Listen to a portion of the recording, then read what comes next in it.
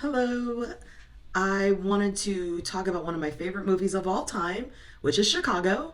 This came out when I was younger, and so when I watched it, I must have loved the singing and the glitter and the costumes, but I recently found it all over and I've been obsessed again with it. So when thinking about the last couple of Cialdini's theories, the movie automatically came to mind.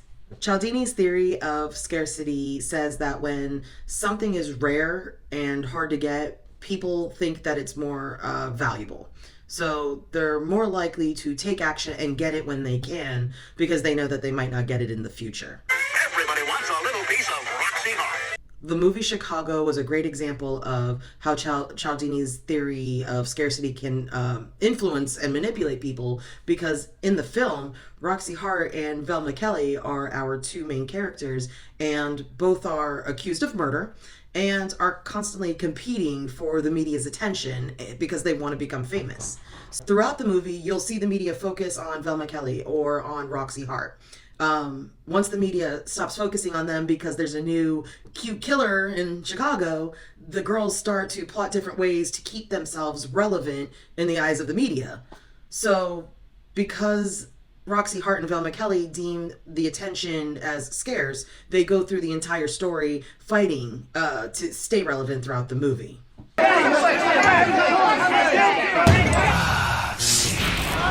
Now, to talk about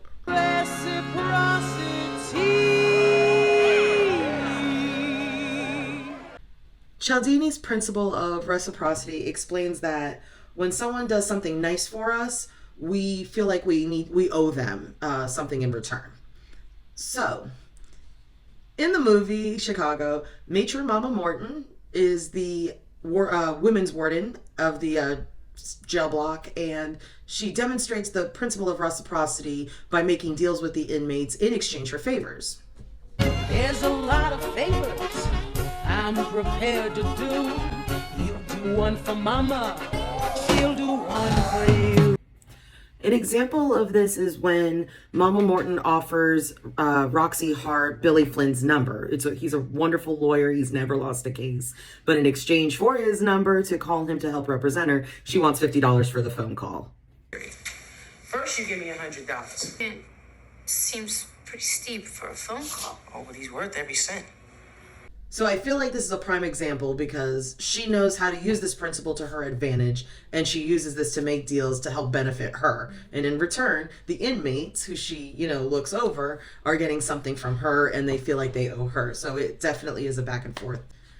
Cialdini's theory of commitment inconsistency is based on the idea that when someone commits to an action or something that they said or an action that they want to do, they stay committed to those, and they might not be in our best interest. The movie had many moments of commitment and consistency throughout, but the one that I want to focus on is the conversation between Roxy Hart's husband, Amos Hart, and her lawyer, Billy Flynn. Amos Hart had constantly stayed committed to Roxy. Although she cheated on him and she, wasn't very kind to him throughout the movie, his feelings never wavered from her. He was very committed to his wife. He was very committed to, loving her and taking care of her. And he stayed consistent throughout the entire movie. He even said that he would pay Billy Flynn, the lawyer, $5,000 to help his case. Billy Flynn tells Amos Hart, yes, I will take it. It'll be $5,000. However, Amos shows up short and doesn't have the full $5,000. Did you bring the money?